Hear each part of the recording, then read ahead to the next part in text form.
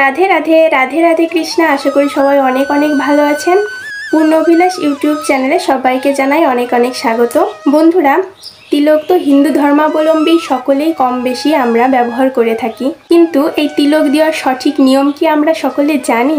দেখো বন্ধুরা, আমি কিন্তু প্রতিটা ভিডিওতেই বলে থাকি যে আমরা ছোট থেকেই কিছু জেনে আসি না, আস্তে আস্তে জানতে হয়, শিখতে হয়। আসলে জানার এবং শেখার কিন্তু কোনো বয়স হয় না। জন্ম থেকে মৃত্যু পর্যন্ত আমরা অনেক অনেক অজানা কিছু জানি এবং শিখি।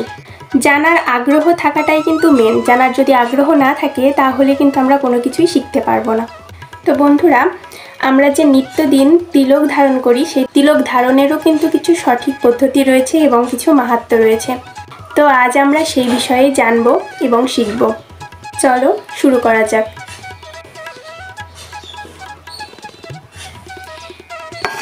দেখো বন্ধুরা, আমি এখানে হাতে একটু জল নিয়ে নিয়েছি। জলে আমি তিলকটা ভালোভাবে গুলে নেব।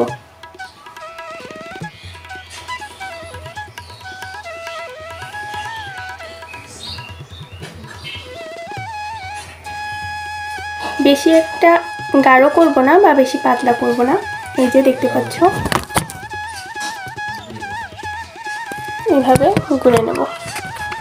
এখন এই যে টিপটা খুলে রাখছি।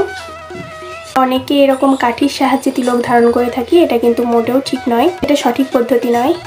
আবার অনেকেই আমরা এই তর্জনী আঙ্গুল দিয়ে তিলক ধারণ করে থাকি, এটাও কিন্তু সঠিক নয়। এটা কিন্তু কোনোভাবেই করা যাবে না।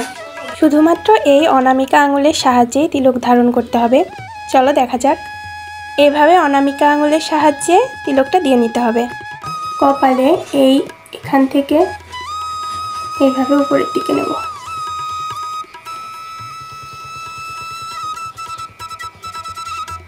এই যে বন্ধুরা, এখানে একটু কথা বলে নিই।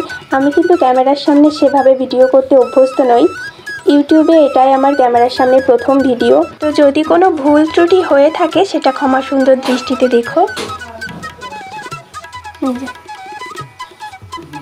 এই নিচের দিক থেকে উপরের দিকে সুন্দর করে টেনে দিতে হবে। এবার একটা সুতির কাপড় নেব। এবার একটা সুতির কাপড় নিয়েছি, দেখো। এবারে দেখো মাঝের অংশটা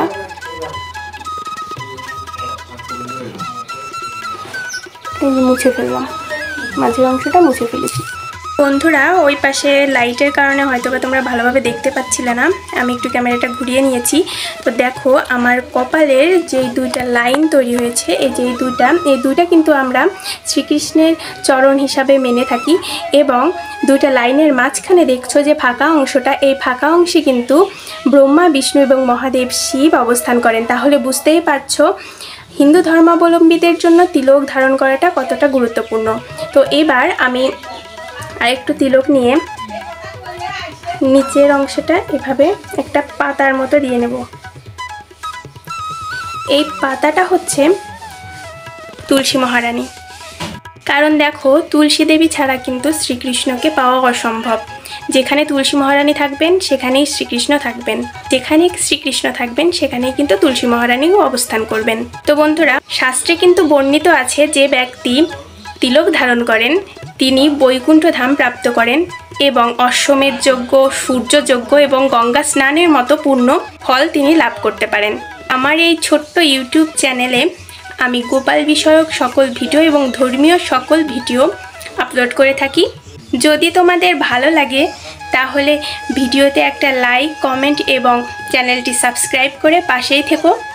তো আজকের মতো এই পর্যন্তই। সবাই অনেক অনেক ভালো থেকো, সুস্থ থেকো। দেখা হবে অন্য কোনো ভিডিওতে।